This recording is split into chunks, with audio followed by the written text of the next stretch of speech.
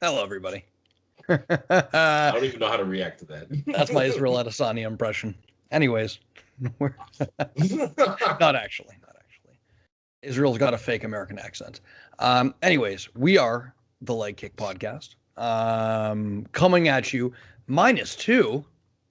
David, what happened to what did you do to Jeremy and Mike? I beat them up. I beat them Ouch. up, and now they're back at home, licking their wounds, saying their prayers, and preparing for the next time we face. See, that's But that's that's what I heard. I didn't want to say it myself, but you you know know, what happened? You know what happened? I was like, "Hey, don't step to me. Don't step to me, telling me that Stefano doesn't know anything about jujitsu, and then just wouldn't listen to me." well, thank you for defending my honor, David. No, that's just what I do for the sake of this pod. Beautiful, beautiful. Well, anyways, we are the Leg Kick Podcast here ahead of a large and girthy, sensuous card. I don't know how many of you guys are going to see this because we only got a day and a half, but whatever. If you want to understand the fights a little better, tune in. But if you're listening to this, you already know that. So I don't know why I just said that. Anyways, before we get started, we got some news. We got a bad take of the week. We're, of course, previewing the card. But first, like the podcast, subscribe if you're not already subscribed. Tell your friends about it because it helps us when you do, and we really appreciate it. We're here disseminating information, destroying misinformation, and reaching your ears. We're But also I have spreading false information, but only when I'm doing my analysis, though. yeah, So, yeah, fake precisely. news. Fake news. I got plenty of fake news for today. Hilarious. Shouts out to David Agabruto, man. Anyways, this is my co-host for the day, David Agabruto. He is a famous feminist um, theory analyst and also the captain of the Titanic and co-host of this podcast. David, say what's up to the people. What's up, everyone? Just want to say that, first of all, pray for Haiti. Number two, Wait, what happened that's with it. Haiti?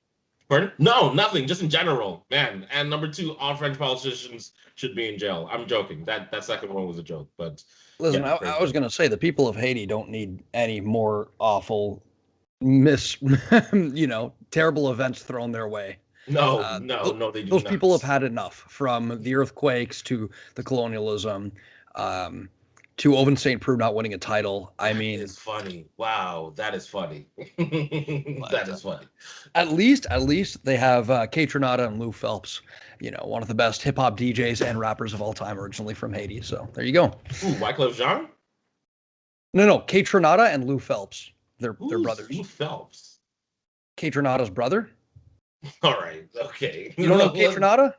I know Kate. I've been to a Kate Renata concert. He's pretty good. Kate Renata's Uh, amazing, man. Lou Phelps? Is that Mike Phelps' brother? No, it's Kate Renata's brother. Oh. For the third time. Well, Welcome to the music podcast. yeah. Welcome to the needle drop with Anthony Fantano, the internet's busiest Yeah, music nerd. and Um, some black guy. Yeah, who's that? Lou Phelps? Never heard of him. well, do we have a bit of news for you today? So, cue the news segment. New segment. Let's get into the news and views of the week. Okay, fairly light week with concern to news, but I feel like a couple of these we're going to have a thing or two to say about them. First one, Jessica Andrade signed to fight Cynthia Calvillo. I don't have a date here, but it's agreed that this is going to happen. Yeah, I have UFC 266, September 25th. Okay, right on. Good to see Jessica Andrade getting back to it. Although it's Yes. clear she probably won't get within 100 feet of a title, this should be an interesting fight in which Jessica Andrade blasts some poor girl into orbit. I mean, we'll see. You're right. You're right. I like Jessica Andrade. I just think she's kind of outmatched, unfortunately. Against But Cynthia Calvillo, you think she's no, outmatched? no, no, no. In terms of like in both the divisions she's fought in so far. So, um, Yeah, it seems yeah, like I her kind of physicality is yeah. able to. manifest itself a little more at 115, at least against the upper echelon of the division, but against Valentina, that really didn't seem to play a role. But yeah, she'll clearly put on some entertaining fights, and I'm always excited when Andrade steps in the ring. Number two, and it's too bad we don't have Mike here on this because I would have loved to hear him rant on this, but Scott Coker apparently open to signing Jake Paul. I mean, I did see that one, actually. I did see that one. But I'm not, I mean, yeah, I'm not triggered like Mike. So make me like Mike. I feel like this is like the logical conclusion. It's only a matter of time. And also, I love how the UFC is pretending like they're holier than thou. Didn't they used to have like these weird boxer versus MMA fighter fights? Oh, they or, did. Like, they had a few of them. They had a like few of these, Kimbo. Like, what's the difference between Kimbo Slice and Jake Paul? How about throwing James Toney in the ring, right? James Toney had no business. An aging James Toney, or no, even worse. I'll do you one worse. CM Punk. Yeah, CM Punk literally had probably less fighting experience.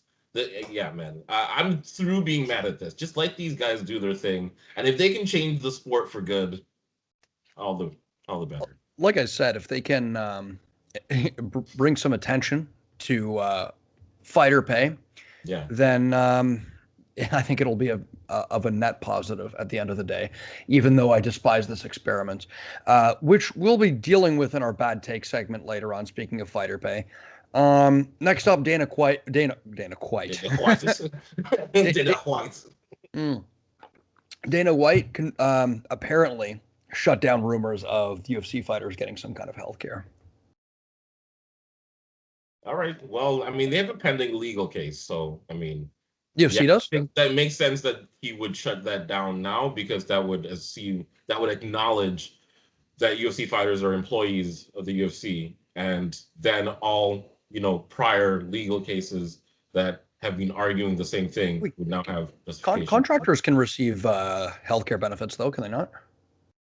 I don't think you're obligated to this, and I'm not an expert, so please don't take this as a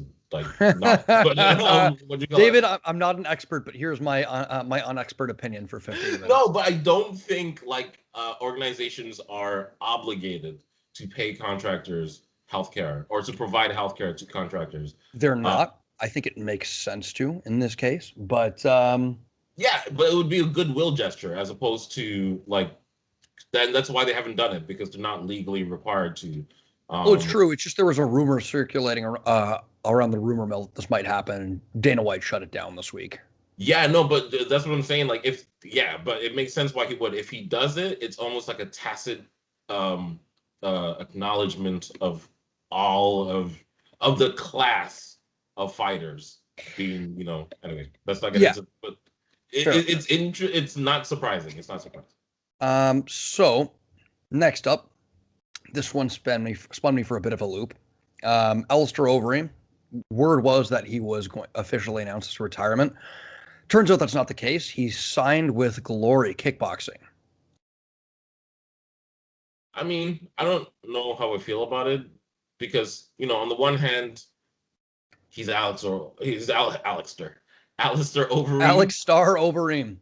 Kickboxing is where he came from. This is his comfort zone. So it's kind of like, a dude. This is what he does. So it's true. It's just in his recent fights, if you recall, Overeem's been relying more and more on that grappling pedigree to get him through these fights. The Augusto Sakai fight, largely won on grappling.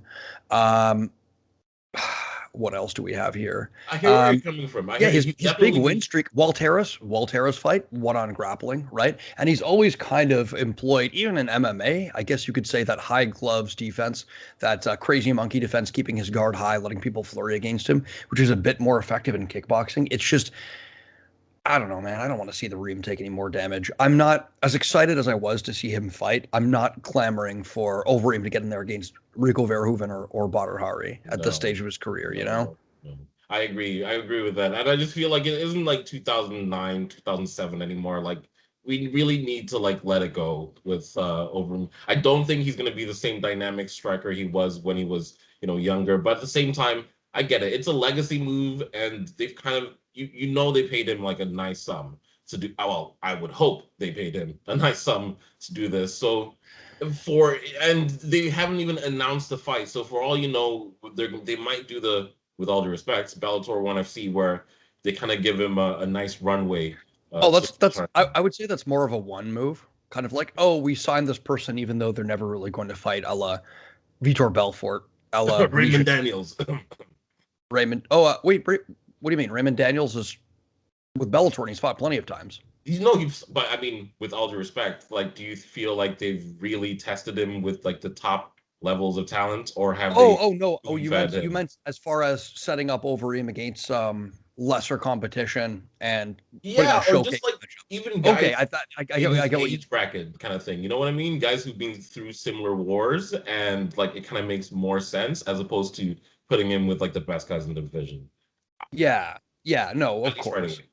The thing though about Overeem is we can see pretty clearly that he's going to beat those guys handily and make his way to a title where he loses to, I guess, the highest opposition. I just don't want to see, because he put together that title run in the UFC off of, Mhm. or that near title run Recently, recently off of a string of performance over like middling to lesser UFC heavyweight competition, and then when he ran up against a top five opponent, didn't necessarily go his way. And I don't want to see the slow or rapid decline of Overeem, where now all of a sudden he can't beat middling competition, and now all of a sudden he's struggling with lesser competition, a la BJ Penn or something like that. But um, yeah, we'll see. I feel Always a fan of Overeem. Technically, he's still an absolute, you know, artist, but for we will have to sure see.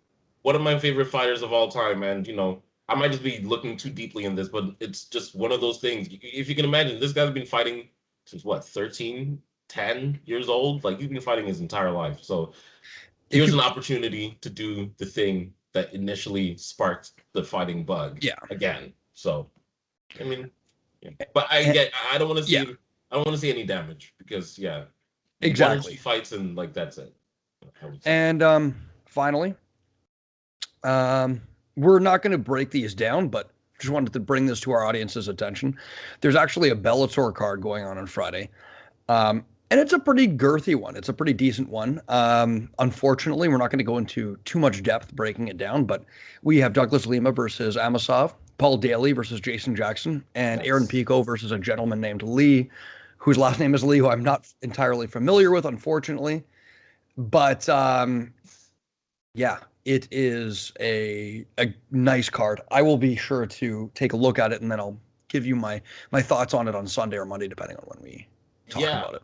I'll be watching the, what you call it, the co-main and the Aaron Pico fight, just to see Aaron Pico pick it back up. I feel like we might actually never see that guy in the UFC, but anyway. Aaron Pico? Yeah.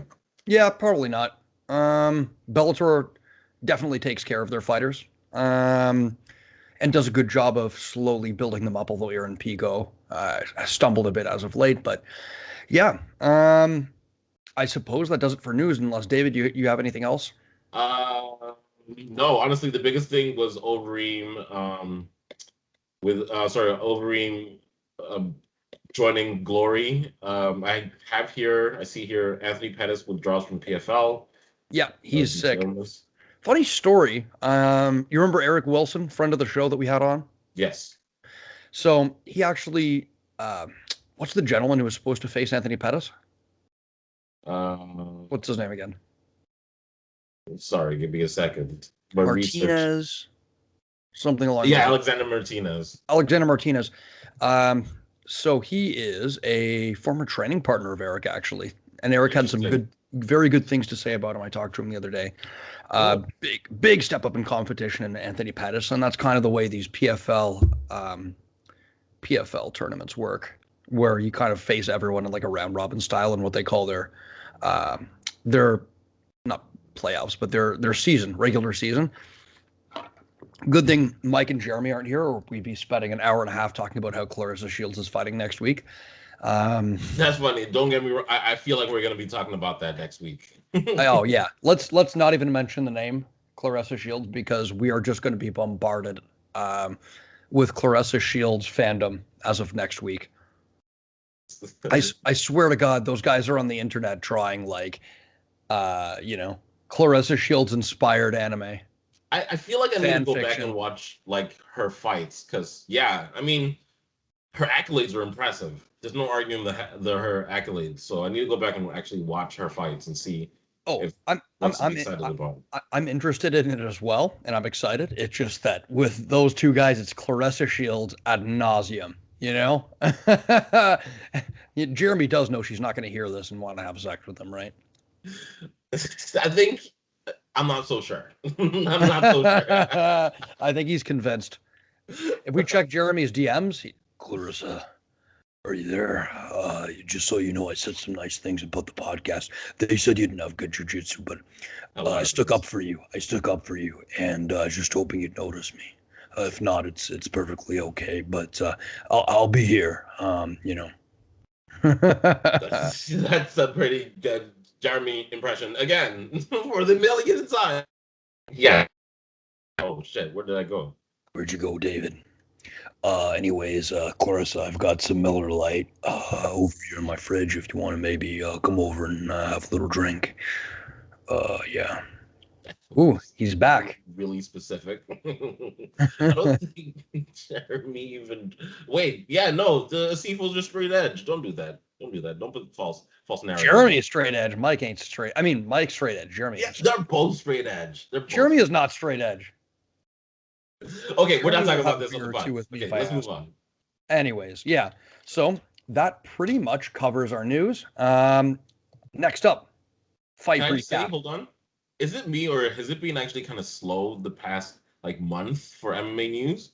I think so. I think there was a large there was Like kind of a big period of boom fight before announcements. the yeah, exactly. Like before the summer, like it was huge. I guess we are still before summer, but a couple of months ago, like it was almost like every day something would happen with You know like one what? of I'm looking here through the yeah, it seems up until late July, the cards are pretty much filled out.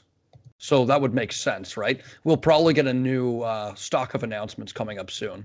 got Like it. the UFC 264 card with Conor McGregor on July 10th is completely Yeah. filled out. And then after that, the Holloway Rodriguez card is not completely filled out, but you know, it's getting there. And yeah, so up until mid to late July, we're all booked up. I guess the UFC is going to go through another round of bookings probably pretty soon. But yeah, I feel you on that, big dog. Yeah, fair enough. Fair enough. Okay. Oh, one more. one more piece of news. I forgot about this. This is kind of funny. Just take a look at it if you can. In George St. Pierre's hometown of St. I saw Isidore, that. they made a statue honoring him. And And it my looks God, this looks like the statue looks like Barack Obama. It's hilarious. not really It though. looks like Not Barack really. Obama. It does. I'm This statue looks like Barack. And you know gonna what? look it up. I'm gonna pull it up again. I thought it was pretty funny. I wonder if we can get a graphic of that up. Yeah, I'll get a graphic up of that. I mean, take a look at this statue because to me, it looks GSP-ish. You know, it's not as bad as people are saying. Um, but my God, look, if GSP is one of the nice, it looks like Barack It Obama. looks like Barack Obama. I'm not gonna lie. This looks more like Barack Obama than GSP. Yeah, like it's GSP-esque, but like, listen, Saint Isidore, not the biggest town in the world, you No. know, so they probably were working with the budget that they could. But oh my God, look at this!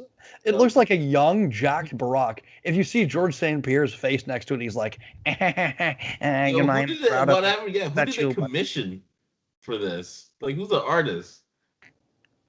I don't know, man. Honestly, I don't want to throw any shade at the artist just because it's probably some like nice but inexperienced person. The best person they could, the best sculptor that Saint Isidore had to offer. I didn't want to make no jokes. Exactly. You said it. You done. You they done they exactly where I was tried, going with that. yeah, they tried, they did their best, and George After St. doing Pierre is probably Brownswood, honored that they made a statue of him, but my God. worked with the local mason or smith or whatever. I don't know. We need to change for the future. We're going to double leg Thiago Alves, and then we're going to be in the UFC Hall of Fame. Okay. Hilarious. That was a good bit. I like that. That was a good bit. Barack Barack St. Obama's Pierre. MMA fighter. That's a good one. Matt Hughes does not stand a chance. I am not impressed by your performance. I was not impressed with you. That's a And good I one. look forward to fighting you in the near future in Congress. That's pretty funny. All right. Ooh, goddamn. George, to my knowledge, George St. Pierre isn't, a neocon, though. Anyways. Yes, he is. Did you hear him join that weird karate tournament or no? GSP? What did he say? Okay, man. I don't know. He was going on a press run literally like a month ago, promoting his like karate tournament. Oh, Karate Combat. That's owned by Boss Rutan. Yeah. Okay. Fair enough. And he's like they've signed him up as like a partner or Is there something neoconservative about karate tournaments? I don't get it, David. We can talk about it later. I know they were engaging in capitalism not the very definition of under the guise of liberalism, not the definition of neoconservatism? No, that's not the definition of neoconservatism at all, David. Afterwards, I can give you a little lecture on politics if you're open to it. I failed politics. So. Engaging in capitalist practices is not what neoconservatism is. Wait, are you arguing that Barack Obama is a neoconservative? I'm arguing that he's a neocon in liberal clothing. For escalating the drone war. This on our other pod. yeah, we'll talk about this on our pod. Let us know if you want to hear us talk about politics. David and Stefano trying to kill each other. Yes. Honestly, we probably agree on more than we disagree. That's the crazy part. We would agree about like 99.999% of most things, I think. Oh, 100%. So we're, believe it or not, actually going to pre-cap these fights. Anyways. That was 30 minutes of just pure gold. Okay, fight recap, transition. Let's run the footage. Ding, ding.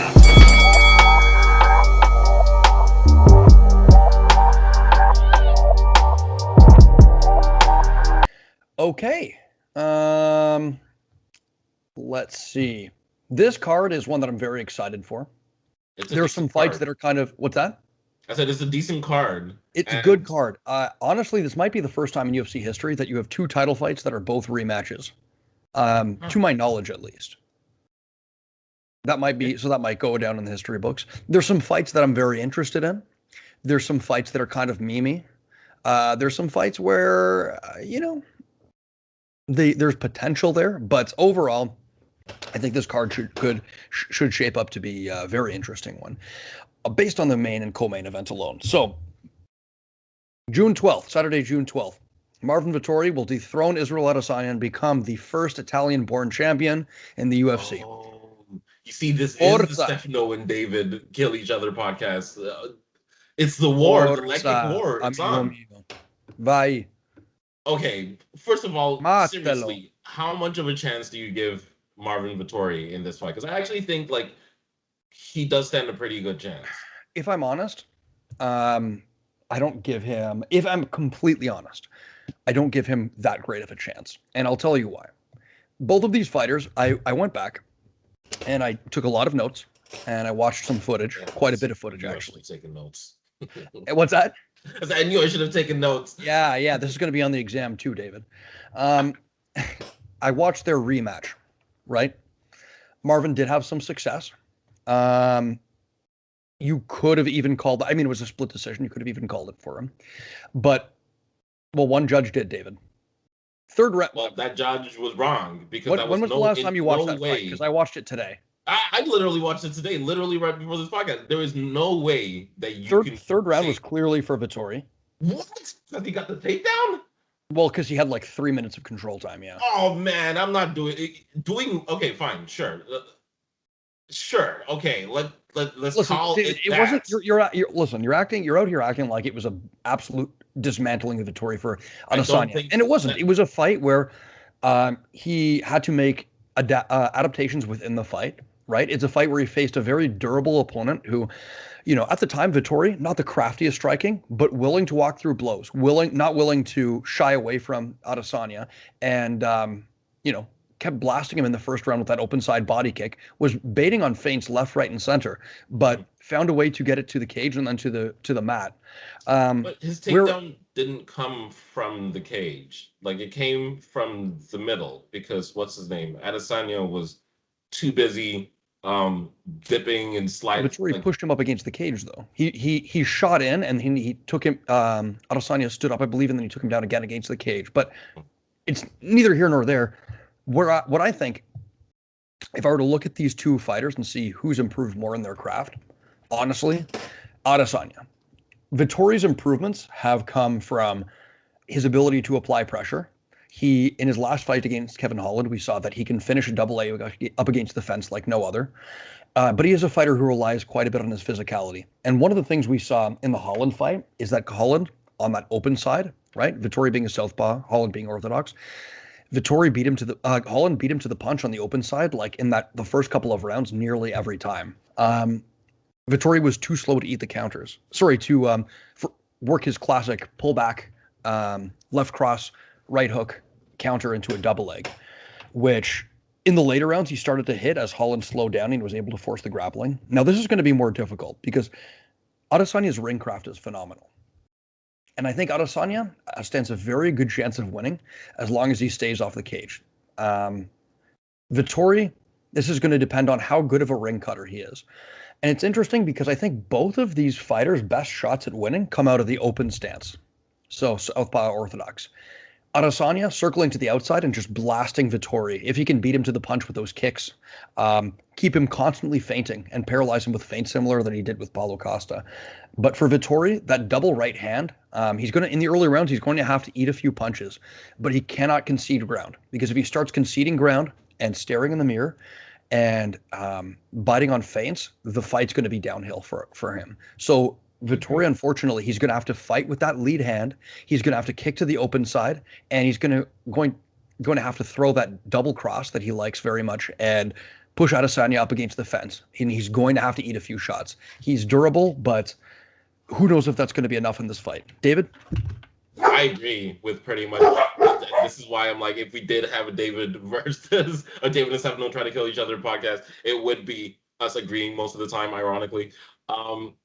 I 100% agree. I do think Vettori is definitely going to have to take a more aggressive aggressive approach to his fight. Obviously still calculated, don't go, raging in like some kind of wild bull, but still like, I feel like in the last fight, the things that worked best for him was when he was applying pressure. And as he said, pushing Adesanya towards that cage. So I think if Vettori can recreate some of that success in terms of making it a little bit scrappy, then he has at least before he gets to the takedown, where I'm pretty sure he has better grappling than Adesanya. Although, with all due respect, and I'd like to ask a grappling aficionado about this, but I actually got one right think here.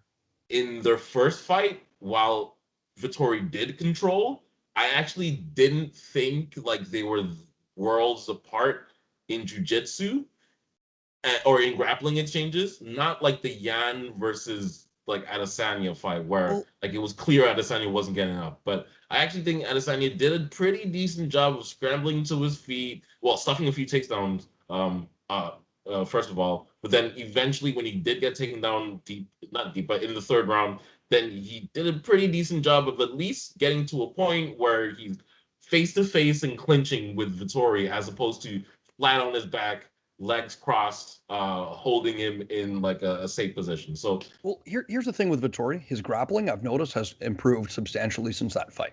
okay. Not just his ability to finish double legs up against the cage, which I think against Holland, he finished the double leg the exact same way every single time. Holland would go for the wall sprawl. He'd lock his hands behind him, pull towards himself, right, and cut that angle on the opposite side of his head. So I guess that would be he'd cut that angle to his left and then drive through. And it worked every single time. But not just that, his guard passing has gotten a lot better. He's more of a threat on top. He's seeming to throw ground and pound with more impunity, constantly pummeling his hands. He stayed very low in Kevin Holland's guard and kept hand fighting the entire time and was just able to strike with impunity against a black belt. So he's improved in that area as well. Fair. Yeah, I think like if Vittori's chance is obviously to getting into the grappling exchanges, and I think that Adesanya, that the worst thing that could happen is to fall into the same kind of kickboxing match that we saw in the first couple of rounds in their last fight, because Adesanya, it was just way too crafty, Too fast, too crafty. too Yeah. fat. Yeah, exactly. And what I would say though is Vittori's striking is actually not half bad. Like It's not. It relies quite a bit on his physicality and durability in a lot of cases, yeah, and but it shines a little more in the later rounds when his opponent slows down. He has yeah, a few good tricks. He kicks very hard to that open side. He's got an excellent pull counter. He'll go pull, uh, cross right hook, and then drop on you a double leg on you. He does that very well and did it constantly against Holland. So he's not a bad striker. It's just one problem I see him having is that he doesn't have the power of, say, a Jan Blachowicz, where he can, yeah. even though Jan bit on 1,000 feints, it didn't matter because it made Israel hesitate to enter, right? Yeah, And no, I agree with that. which is why he can't I hang feel back and he has to come forward because I, I, pressure and volume are going to have to do it for him. Pressure, volume, and trying to get chest to chest. He's going to have to cut that cage off. I almost think that 100%. after what's that? I said 100% agree. 100%. Yeah, I almost think that if he can get Adesanya after that double left hand, fleeing to one side or the other, he might want to switch stances and drop on a double leg right from there, right? Mm-hmm. He almost wants to be chest to chest with Adesanya and then change levels when Adesanya responds. But honestly, I think Yeah, Adesanya's not that kind of fighter though. He's not really, in my opinion, like a super. He's more like he's a counter fighter in a lot of ways too. So it's gonna be interesting because I don't think. Once again, we're getting too deep into my thoughts, and I'm losing my initial point. My initial point about Vittori's stand up was that his hands are actually pretty fast and look not as fast, but like up there with like Adesanya. So if he does get into some of those exchanges where wait, I don't think Vittori's hands are anywhere near as fast as Adesanya's. I got to be honest. okay, that's fair. That's fair. When I was watching it, they didn't look like worlds apart, but I just feel like in terms of like the technique element is where Adesanya definitely had the advantage. And to build on your earlier point, I think yeah, Vittori might not have the power necessarily to of like a Yan to make Izzy hesitant, but at the same time, Israel's been saying I'm gonna knock you out for this fight, and honestly, like even though technique can beat power a lot of the times, and sometimes technique is better for the knockout than having just a lot of power to strength for your punch. I just in that first fight, like he caught Vittori pretty clean a couple of times, and he wasn't going down. Oh, Vittori's So incredibly durable. He's yeah, incredibly durable. And that's why I think that durability is going to have to be an asset. I think if Israel starts blitzing forward at times, Vittori should just absorb what he can and smother, right? Another thing can't is see Izzy Israel uses blitzing. what's that? I can't see Israel blitzing for it. I just like that would be such a huge stylistic departure. Well, at Um, times he blitzes forward, just in those momentary. okay. But against a fighter like Vittori, I feel like we're definitely going to be watching more of a bull and a matador situation. Oh, Um, 100%. 100%. I agree. it's going to be very, at It's least for just the stand-up elements, it's going to be very similar to the Costa if, as you said, Vittori doesn't apply that pressure. if you think back to though like a John Jones versus uh, obviously two very very different fighters, but John Jones versus Dominic Reyes, where Reyes really assumed the role of the Matador. There were times where he would blitz forward and catch John Jones off guard, and Jones would concede ground and eat every shot just because it was such a departure from the regular style of the fight. Yeah, I think frames are going to be essential from Adesanya as well, just to check that distance, not let Vittori get to a distance where he can drop on Adesanya's hips comfortably. Obviously, feinting upstairs, downstairs, get him constantly baiting and paralyzed, just doing what Adesanya likes to do normally. Exactly, 100% agree. And I think the real test, honestly, is going to be what's his grappling defense like, because we know for sure Vittori is going to take him down. It's going to try and take him down. So either he's too fleet of foot, and as you said, being super technical, and feinting a bunch to get Vittori hesitant throughout the entire fight, which I think is unlikely, because I bet like Vittori eventually will figure out some kind of pattern. He's not like I think he gets painted as a dumb fighter, but he's not a dumb fighter. Like he eventually does figure out his opponent, and eventually is able to implement some kind of game plan. So I just think like, yeah, unless oh, well, my point. That Adesanya needs to be very wary of the takedown because it is coming, and we need to see him do essentially the same thing he did in the first fight: stuff them, keep him moving. I don't think he should be getting too crazy in clinches with Vittori because I just don't like that strength disadvantage, in my opinion. Yeah, that's going to be a problem. I would avoid kind of getting tied into those collar tie exchanges up against the fence, especially in the earlier rounds. Like in the later rounds, if Vittori can really wear on Adesanya and tire him out, then obviously it's going to be more advantageous. But obviously it's very exhausting as well to be shut down on multiple clinch attempts and takedown attempts, and have That's someone true. just dancing in front of you the whole time. So maybe in the later rounds, Adesanya can start looking to damage a little bit more in the clinch. Who knows? I think It's also going to be different though because the first one was a 3-round fight, if I'm not mistaken, and this one's going to be 5 rounds. 5 rounds. That's correct. So Yeah. to be moving around a lot, like to have that kind of, you know what I mean? What's the word? Using distance is going to be difficult to maintain that. Distance of movement is going to be difficult to maintain that over 5 rounds, I think. Yeah, that's true. That's going to be a bit of a different dynamic. Vittori can go 5 rounds, but he slows down noticeably in the later ones. So who's going to be more economical? And by its very nature, the style that Vittori is going to have to fight in order to beat Adesanya is not a very economical one, right? No, but I don't, weirdly enough, I don't doubt he has like the gas tank. It's just, as you said, it's going to be a war of attrition. I don't see Adesanya, I don't see Vittori knocking out Adesanya or anything like that. I see Well, Ades, Vittori wants a war of attrition. Adesanya wants you know, Adesanya wants a surgical implementation of just, yeah. chopping up Marvin Vettori up and down, just getting But him baiting on feints. I'm going to be honest, like, honestly, when they announced this fight, I was not excited. I was like, oh, okay, great. Like, we got to see this again. But after rewatching the fight, I get why this was remade because Vittori has improved. He's been like a lot of guys. And the first fight wasn't even like that far apart. Like, as much as I was disagreeing with this judge who gave it to Vittori, I do think it was pretty clearly an Adesanya win. I could see how you could give that last round to Vittori, especially with the ground control time. But I just feel like, in general, Adesanya was, especially once it was on the feet, was in control. And if you're gonna score that for Vittori, what about all like the stuff takedowns and the get up? But anyway, my point is like the first fight was not that far apart. Like it wasn't like Adesanya versus Derek Brunson, for example. So yeah, no, I'm actually excited to see this one because I think it's Me going to be a too. closer fight than the Costa fight, for example. Oh, I, Uh, I I think so as well.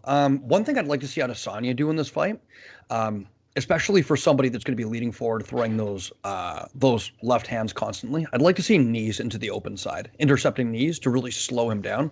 And I think because um, Vittori has a lot fewer tools to use, I'd like to see Adesanya start to nullify some of those tools. I think if he can use hand fighting, let's say, I know I said I want Vittori to hand fight, right? But I think hand fighting, ironically, would also benefit Adesanya quite a bit. Hand fight and kick under the left arm of Vittori, right? Body kicking when you get him out at range is going to be very, very advantageous to kind of slow him down, take um, you know, take it out of the gas tank of him, of Vittori. Those intercepting knees are going to be very good as well. Just I if you can agree. smother that hand and make Vittori fall into some knees, you could really slow down that pressure and then make it more of the fight that you want. Because standing out at range, Vittori doesn't have much of a chance, to be honest with you.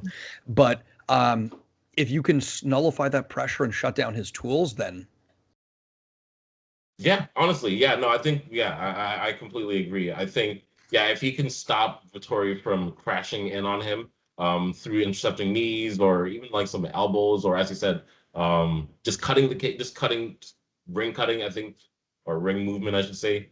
I think that would really benefit him. Elbows, though, draw the risk of conceding a range that you might not want to be in. In the later rounds, 100%, I throw those elbows in as Vettori starts to slow down, if that ends up being the case. And Adesanya, as I think he'll probably be able to do, is able to circumvent that pressure, both circumvent it and at times just meet it head on when needed, when he can find those openings. Yeah, that's true. And you know, I feel like it's going to be a much, ironically, even though I think we've tossed this to death, I think it's actually going to be a more cerebral fight than people are giving it credit for. Because, as I said, like that first fight was pretty high level, man. And yeah, it's going to be interesting to see which approach wins over 5 rounds, if it even goes that long, which I think it will. So predictions are kind of a fool's errand in MMA, but what do you think? I, it's hard to go past Adesanya on this one. It's hard, but I'm going to go Adesanya. Yeah, I'm gonna say probably a TKO in the middle rounds, either round Okay. 3 or 4 for Adesanya. That sounds about right. Yeah, because I can just see, like, I think Vittori will have some success. I wouldn't say concerns me, but it's Yeah, interesting that he's holding on to that takedown in that first fight. That shows like that's where like that he clearly knows he doesn't have the stand up, and once you have that kind of inferiority going into a fight, it can kind of play. I don't know. Now I'm just playing armchair psychologist, but I do think Vittori won't be, as we saw in the first fight, he's not going to be afraid to throw, especially after that Blachowicz fight. He's not going to be afraid to throw with Adesanya necessarily, right? I don't see him. I could be wrong, but I don't see him shutting down and second guessing himself like Costa. But I do see Adesanya potentially chipping away at him don't you until. think? And you know, normally I would agree with you if it was the second fight, because I agree in that first fight he came in ready to like throw and ready to like go blow for blow. But eventually, towards the second round, in my opinion, he could see that he wasn't getting the best of the exchanges. He could I thought see he that. landed pretty consistently in the first, though. The second round, Adesanya started to figure him out a little bit, but Yeah, okay. I think that's fair. But I was just in general, I would say like I feel like eventually he saw that he was getting outclassed, which is why he moved it into. Although to be fair, he was going for takedown pretty much the entire fight, but which is why he like kind of became a little bit more desperate for the takedown. Especially in that third. Um, I don't know whether that's an admission of where your strengths are in comparison to your opponent, or whether that's just the way the fight played out. We'll see. But in this fight, I don't anticipate him to try and go make this a kickboxing match like we've been saying. Like I yeah, just kickbox as long as he needs to until he can get in on it on the hips. Now let's. I have a lot to say about this next fight, so let's move along. whoa, let's do it. This I another fight that I rewatched today, and my God, Dude. more of I as as much as I was thoroughly entertained the first time, the second time watching this fight over, it aged even better. You know, sometimes you go back and watch a fight that was thoroughly entertaining. The first time you go back and watch it, it's still entertaining, but you feel like you've gotten as much out of it as you can get. Mm. This fight is the kind of fight I love, where it was a war, but you also got to see all facets of mixed martial arts, and there was just stylistic adaptations on both Mhm. sides. Both fighters showcasing their heart, durability, and the evolution of their techniques throughout the battle, adapting their skill sets, um, to counter the other man. For instance, first round, I noticed Moreno, ringcraft didn't seem to really be on point. He kept backing himself up to the cage, and it was there where Figueredo kept hitting that beautiful cross counter. Moreno's jab early going looked fast but predictable. Predictable so much that he was having, it was just a jab. It wasn't a feint jab. He wasn't mixing up the cadence of it. He was just throwing it out there to throw it. And Figueredo constantly moving his upper body side to side, proactive Yeah. head movement, right? And a Uh, number of times in the early going, it worked well for him, where he was able to hit that cross counter again and again and again on Moreno.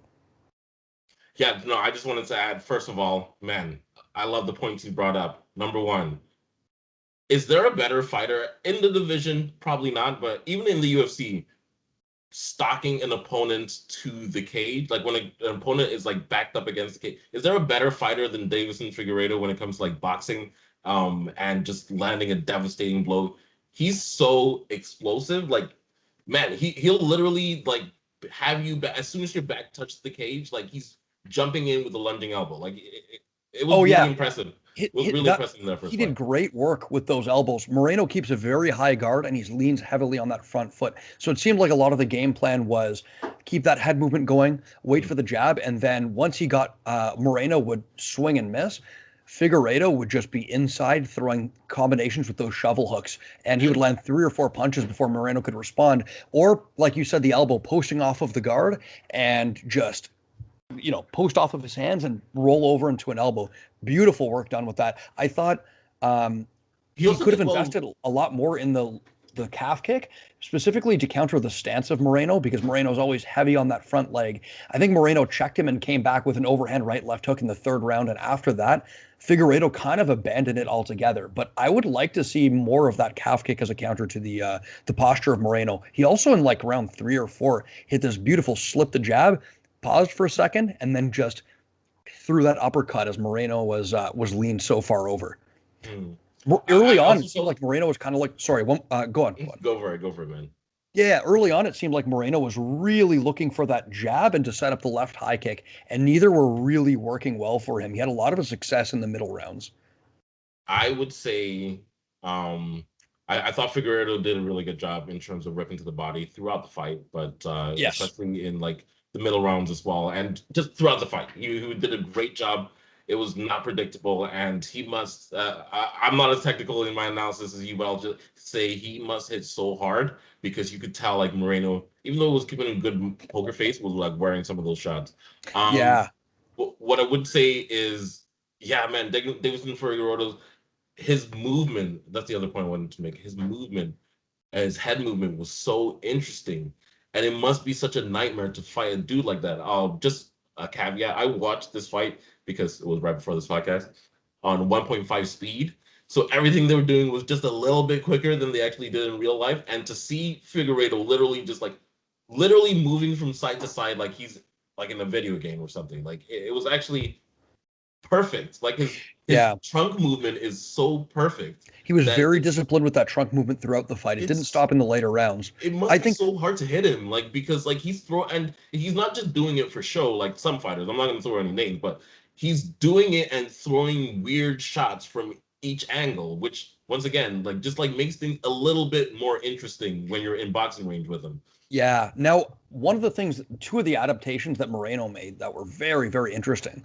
Number one, he stopped in the later rounds. I guess his coaches must have said for him to move his feet a little bit more because he stopped backing himself onto the cage, stayed a Definitely. little more mobile, and he started timing a beautiful left hook as. And I think his left hook is honestly faster than his jab, Brendan Moreno. He timed this beautiful left hook as Figueredo was going into that lean. He would wait right until Figueredo started leaning, and then he would just unload 3 or 4 shots, beginning with that left hook. And that was beautiful. He kept it. His shots began looking tighter, a little more efficient. Another thing he did very. Oh, and also closing the door on that left hook. So he'd wait for Figueredo to lean, throw that left hook, and then exit. So closing the door is when you take your back foot and you step backwards in a 45-degree angle. So if your opponent comes forward at you now, they're going to be going into open space instead of directly at you. One thing that landed frequently for him, and one of the things I like about this fight is that these are two fighters that fight out of completely different stances. Figueredo with that high stance. It's almost exaggerated. It's almost like an exaggerated power stance. The Yeah, way and he like frames up and like is on his toes, but also kind of flat-footed, if you know what I yeah, mean. kind of flat-footed at the same time. And Moreno almost exaggerated as well with um, his head leaning almost over his front leg, ready to slip and parry at a Like a moment's notice. true boxer. Yeah, one thing that couldn't Moreno couldn't miss, and I suppose we'll be looking for this in the second fight, the overhand from southpaw. Moreno absolutely Yeah. could not miss every time. In the later rounds, Figueredo started to get more active with his kicking from southpaw, and I think in the fourth round he landed 3 or 4 hard body kicks that made Moreno think twice about uh, that So right hand leaving his body. But in the early rounds, he just could not miss with that overhand, and I think stunned him once or twice as well. So what's interesting is that I remember this fight being pretty close, and to be fair, even in rewatching it, it was very close. But those first 3 rounds I thought were pretty clearly Figueredo, in my opinion. Well, The fourth, hold on, the third round, keep in mind there was a point deduction. yeah. But even with the point, okay, fine. It wasn't a 10-8. I'll give you that. It wasn't a 10-8. But without the point deduction, first 3 definitely definitely Figueredo. Fourth one, definitely Moreno. And the fifth one is a toss-up, in my Fifth opinion. one's close. I honestly thought the fifth one, I gave it to Figueredo based on his activity. Yeah, and in the later rounds, because Moreno, it appeared that he broke his left hand Yeah, and his stopped left throwing it hand, yeah. altogether. But I feel like also with Figueredo in that last round, he was being more active, but he was just being more active than the last round where he was Mhm.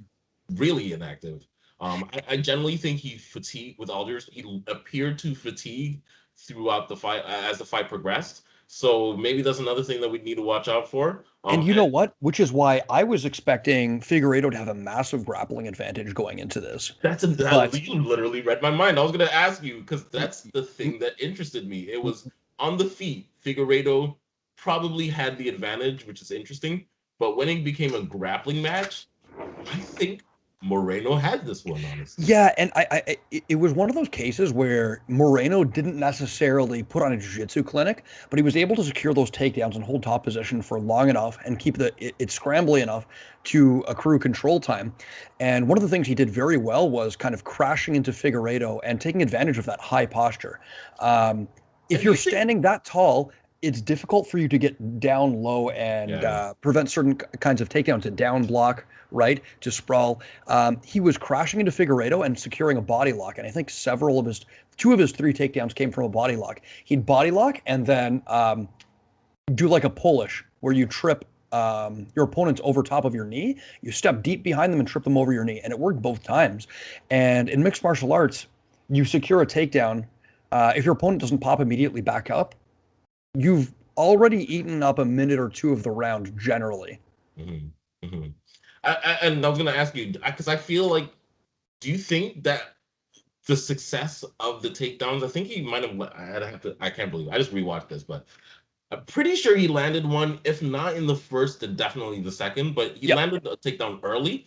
Do you think that opened up the striking a little bit for him, especially in the later rounds? Just Honestly, because I'm of not finding I'm the not takedown. I'm not entirely sure. Okay. Um even that's the thing. When even Figueredo got put on his back, he was working very well off of there. Like he Mhm. was posting off of the forehead of Moreno and just unleashing elbows from that position. It's not impossible, but it didn't stop Figueredo from coming forward. It didn't No. nullify his pressure. Um, and I think honestly, a lot of the striking of Figueredo came out of exploiting a lot of the tendencies. Sorry, of Moreno. Exploiting a lot of Figueredo's tendencies on the feet. I think a lot of tendencies that have proved very useful for him in the past got him in trouble in this fight. For instance, we mentioned how good Figueredo is, I guess, with his long guard, reaching, grabbing the wrists, and jumping in Yeah. for elbows. In the middle rounds, 3 and 4, Figueredo started taking it. Moreno started taking advantage of that, slipping and doubling, tripling up on that left hook, and working in combination. So he's got to mind his p's and q's about that in this fight. I think it would. One thing that I don't think we saw enough of from Figueredo in this fight is that snap kick to the body, which couldn't miss, and Oh, also to the that's head as bad. a counter to the posture. Calf kick, slow. You want to slow Moreno down in the early rounds and get a beat on him, and it'll make it easier for you to push him against the cage. Because what we've seen is in the early rounds, what looked like to me is a speed advantage for Figueredo, especially in the pocket. Moreno wants to keep him at range, keep circling, and look to counter a lot of those same tendencies that we know are going to be there from Figueredo, like the lean, like the Hands low, even when he's striking. hands low. Yeah, I would also, from Moreno, one thing I would caution against, and it's one thing that Figueredo took advantage of multiple times. There was one time when Moreno swung for an overhand and it wasn't properly set up, whiffed on it, and immediately Figueredo was on the inside, landing 3 or 4 shovel hooks. You have to be judicious, and I would honestly, in some cases, unless you know you have the him dead to rights, wait for Figueredo to strike first. And he's gonna strike first because once again, this isn't like the Vettori versus. Although I don't think Vettori has necessarily any problem being the aggressor or Adesanya, but they're both counter fighters. The point I'm trying to make here is like this is definitely a fight of an aggressive fighter versus a versatile counter fighter. And yeah, we'll see. Who have you got, man? Who have you got? Honestly, it's hard to say because I see Moreno being more capable of adaptation, but then again,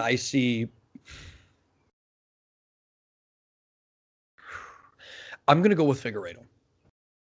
I'm going to go Figueredo. I think he has smaller adjustments to make in order to win this fight. I think if he can. Also, I see more likelihood of him hurting Moreno in the earlier rounds. So I'm not convinced, but I'm going to go towards Figueredo. What about you? I'm gonna go Figueredo, and I'm gonna say he's gonna do it in 2-ish rounds, just because literally the same reasons. I think Moreno fought. I wouldn't say a lucky fight. That's harsh because that is disrespectful for of his skills. But I feel like He fought the fight there of were his life. it was the fight of his life, and there were certain. It was not the fight of Figueredo's life. If you look at the Benavidez fight, for example, like you would have sworn like that was like a contracted killer sent into the cage or something because he was so like bloodthirsty and ruthless, and I feel like Yeah. we didn't see that same Oh, I would say he was thing. ruthless, but Yeah, Moreno fought the same. Yeah, Figueredo did not fight the fight of his life, and I feel like Moreno fought a pretty like a great fight in that last fight. And I could be wrong. Who knows? MMA is just one of those things it's hard to predict. But the way that I saw it was, yeah, Figueredo just seems to have a lot of power, like too much power for most guys in the division. He landed a few decent shots, but I think like if he maybe was a little bit more methodical, set things up a little bit more, he could definitely get a finish in a couple of rounds because I just think his power is just too much, in my opinion. do you know what I really liked about and I don't know why I just thought of this now, but one thing that I really liked out of Moreno, and I don't know why I didn't even think of this because Devison Figueiredo is the guillotine master in a lot of cases. He is a phenomenal guillotine. He even put he was able to hunt for the guillotine against Alex Perez from back position, if you remember. Perez had him in the turtle, and then he reaches over the top of his back and flips around to like a half guard, a butterfly hook on the far side and secures the guillotine from there. Yeah, just a guillotine master. So I liked that Moreno was shooting for body lock takedowns as opposed to double legs. I just thought of that now as a stylistic adaptation. Yeah, for a lot of the reasons you said, I tend to figure that Figueiredo is going to win, but time will tell. Time will tell. Okay, we're about an hour into this, and we still have several, like a few decent fights, but Well, we'll you know try. what, David? I think this card deserves all the time it can get. Fair, fair, fair. I think if we're going to spend a lot of time on any card, it's this one, right? It's this one. It is this one. Okay, so do you want to move on to the next one? Nate Diaz versus Leon Edwards. Yeah, yeah. Honestly, I didn't do a ton of studying into this fight because, Um, quite frankly, I'm not the most excited for it. And another piece of news I forgot to mention is that if Nate Diaz wins, reportedly he'll get a title shot, which I think is, what? yeah, uh, like, come It's on, guys. sometimes just 170's deserves better than that. Not that I don't enjoy Diaz. Not that haven't been a fan of his work. Um, do we really want to see Kamaru Usman like grind Nate Diaz to the cage? Yeah, yeah. Nate Diaz historically has had a big problem against wrestlers, and I don't. Well, anyways, I think this fight's interesting. One of the things I noticed about Leon Edwards, which is a um, stylistically different from him to most people that I've seen in mixed martial arts, he will secure clinches just so that he can get an elbow on the break, and I find that fascinating. He'll occasionally hunt for takedowns, but what he's really looking for is to grab that wrist, push away, and elbow you as you exit the clinch, just to secure that one strike.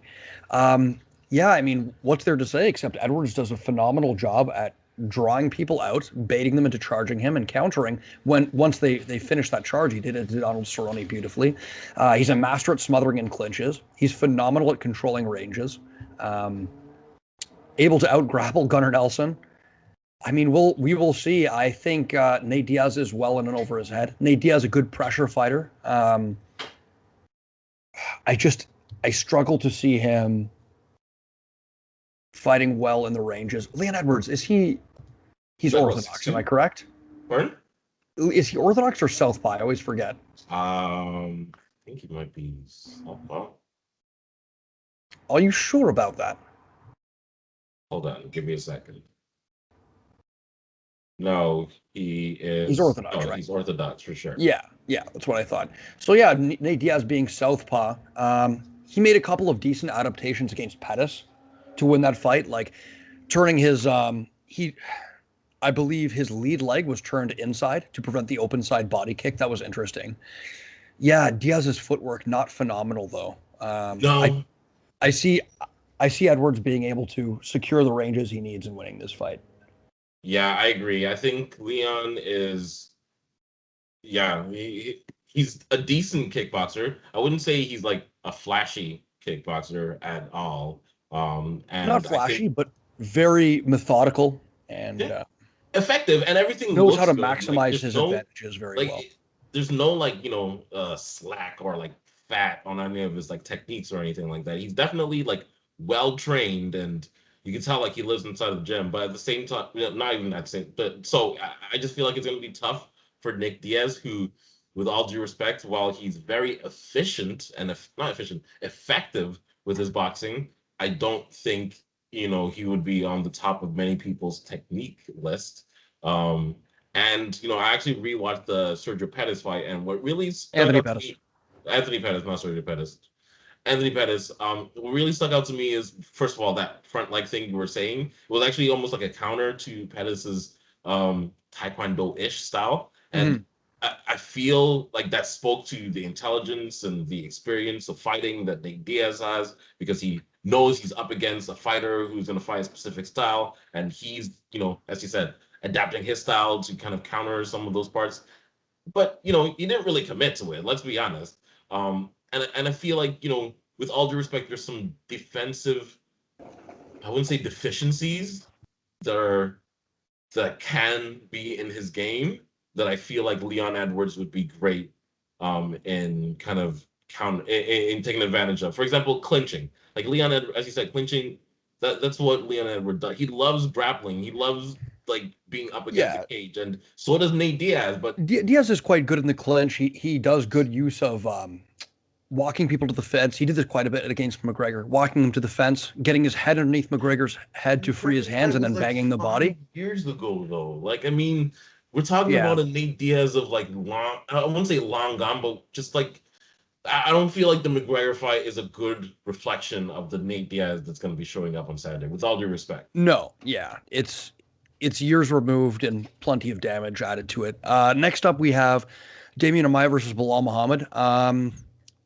This could be the last or second last fight for Demian Maia, which is, you know, sad, but he's managed to fight a long and storied career. Probably won't get to the belt, but this is a fun fight. Honestly, I think it's a bad matchup for Belal Muhammad as somebody who relies um, Okay. heavily on pressure and will often punch into clinches, end up chest to chest with his opponent. And in a fight like that, Damian Maia just has to drop on a single leg and put him on his back, and the fight's pretty much over. And Belal Muhammad is half the man on the back foot as he is on the front foot. So we will see. We will see. Yeah, I mean, this is a tough matchup for Bilal, but I would say if he does win this, I mean, this has to be up there with like the biggest wins of his career, right? Oh, Um, 100%. but I feel like it's just such a tough matchup because, as you said, pressure is kind of his thing, and he loves grappling. And Damian Maia is a grappling king. That's not really, yeah. Damian Maia still looks like okay out there, which Yeah, is that's the thing. And his grappling is not going to fade. no, His style doesn't age as poorly as a lot of other fighters do. And especially when he's able to stay in his lanes. And they're not to disrespect the style of Bilal Muhammad. Like, I'm a big advocate of ending up in clinches after you finish your combination as a means of smothering your opponent.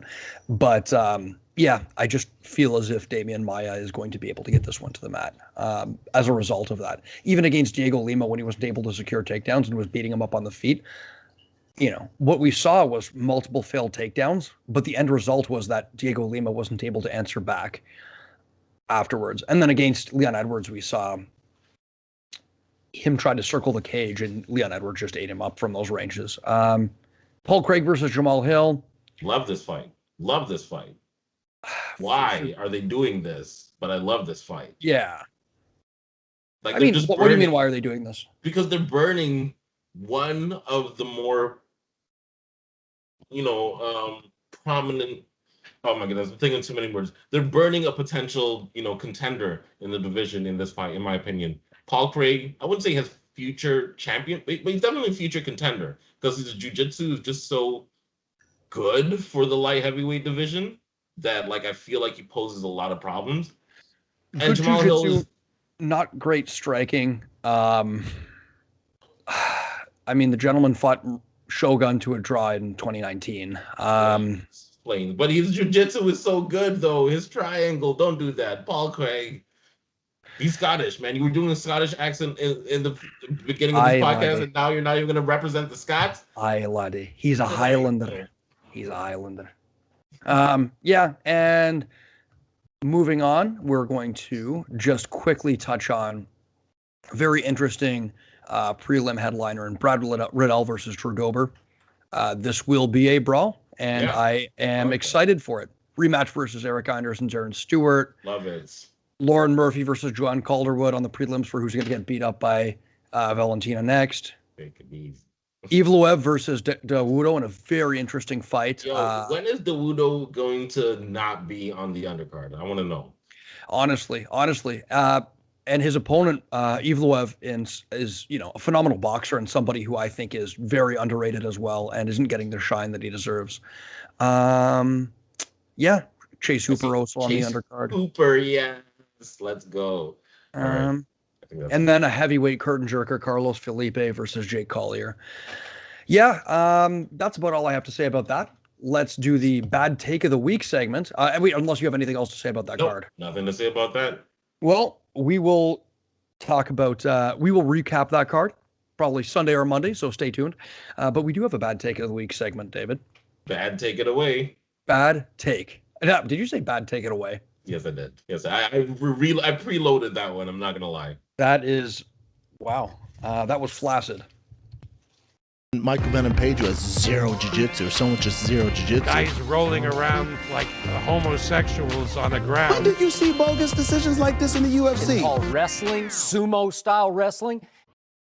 So this comes from Dana White. You're familiar with what Paulo Costa was saying, right?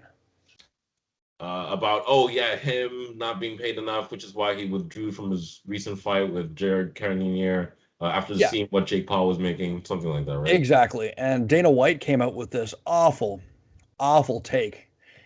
And I quote, "You should have started a YouTube channel when you were 13 years old and built your name up and everything else. You could have had the fight on Saturday night, but you didn't," Dana White stated. Okay. And by Saturday night, I'm assuming he's talking about the... but he's talking about the main event. Saying he could have had the main event, but he didn't. Or I don't know if he's referring to the Paul fight. Anyways, regardless, pay your damn fighters, Dana. I honestly think it's one of these cases where Dana White would have looked better just shutting his mouth and not saying anything. Like, you should have started a YouTube channel is not a very good defense to accusations of fighter pay being subpar. Why I kind of respect Dana White sometimes is because some of his arguments are so left field. It's like he finds the most abstract element of reason within like the argument, and then just like takes that to whatever the logical conclusion is. It's so interesting. Like, nobody's arguing whether Logan Paul, or I don't even know what kind of straw man he's trying to make. Yeah, honestly, you don't deserve as much because you don't have the same following, which is an interesting and debatable. It's a classic free market capitalist argument to justify a broken system. Argument. It's the whole look, Oprah Winfrey lifted herself out of poverty. Why can't, every poor person do that? It's like, well, not everyone's an Oprah Winfrey, right? That tracks You don't understand. I've been training my entire life to get here. That's why I didn't start a YouTube channel. Like, what are you Exactly. talking about? Exactly. And, quite frankly, these are the people making you that money. Paulo Costa, clearly somewhat of a draw, right? Main event fighter. Enough of a draw that the UFC is considering Man, putting he's him in from main event. Brazil. Like, what are you Exactly. talking about? Exactly. Yeah. So, I mean, yeah, quite frankly, it really reeks of those arguments of like, well, Oprah Winfrey was poor and had all those happen. Like, there's one Logan and Jake Paul, and they were through their unique personalities were able to capture a share of that YouTube market. That's not something that you can replicate. That's not like, we'll just create an industry of Jake Pauls, and it's a good track to success forever. No, that's not how it works. These are people who have made it on the track to success, professional athletes that are making, the UFC a ton of revenue and have spent their entire life mastering this craft, you know, Like, and here they are. I still haven't heard a valid, like, decent reason to why the UFC pays its fighters what it does. There's been nothing. Literally, like, just Well, it's simple. it's short-sightedness to help their bottom line, and that's literally it. I mean, what the guy was asking for wasn't even that absurd anyways. He said 350 grand, anything under 350 grand is laughable. And honestly, I am inclined to agree with him. Like in the NHL, the lowest contractually a player is allowed to make, even as a bench warmer, someone who's not a draw whatsoever, is 450 grand. That's the minimum salary earning potential for somebody in the NHL. And one of your main draws, your main event fighters, is saying that he won't justify making less than that. Come on. This is professional sports here. Yeah, no, I agree. I mean, I don't even want to get into, because there's too much speculation, and I don't know, what's the facts from what's not the facts. But what I would say is, I know the UFC has more money to pay the fighters, so just pay the fighters. Stop trying to create all these weird Yeah. narratives about this guy didn't want it enough, or this guy doesn't want to fight, or it's okay to retire because Because do you see what he said about John Jones as well? About it's okay if he doesn't want to fight this year because sometimes it's okay to Like leave on a high or some kind of like garbage. what other president of a sports organization is out here squabbling with their athletes? None. None. Yeah. So let us know if you like the bad take of the week segment. We'll be bringing it back from now on, scouring the internet, scraping the bottom of the barrel for the absolute filth that are bad takes of the week. Shouldn't be hard to find. No, a lot of you are There's a lot of them out there. a lot of you guys are idiots. Thank you. Thank you for being idiots. So that pretty much does us for today. Brings us to the end. Are you going to threaten some children? Yeah, I'm about to threaten some children. Thanks for tuning in, guys. It was a pleasure previewing this card for you. It should be a banger, so stay tuned. We will be releasing our podcast either Sunday or Monday. Like and subscribe, as always. Tell your friends about us. It helps us when you do. You want to see us get better equipment. You want to see us get, you want to see us get a band full of mariachi players behind us. You want to, you want that new ping pong table in the break room at the Leg Kick Studios. Okay. Yes. Tell your friends about us, right? I'd be dying to get an infinity pool up in this. The heck is an infinity pool? I don't even know. I just feel like that's something that people say. So, well, you know what? I'm with you. Let's get an infinity pool, and we're gonna fill it with tequila and then drink it. Yes, I think it's one of those like where you can't see the edge of the pool. Oh, in a sense, yeah. Oh yeah. We want infinity pool money, everybody, so we can forget where we came from. Yeah, exactly. I mean, okay, what? I don't even, who's that? Who's David Agabuve? Yeah, like, never heard of him. Dana, you know what? I kind of understand where you're coming from, Dana. Fine. Yeah, Dana, keep nickel and diming them fighters. Yeah. So, thank you for tuning in to play us out. What does that mean in this crazy mixed up world? Remember, you have three things. You have family, you have friends, and you have this podcast. Thank you for listening, everyone. Thank you. Cheers. Wow, that's ingrained in me. Oh my God, I can't believe I actually remembered that. Yeah, that was impressive.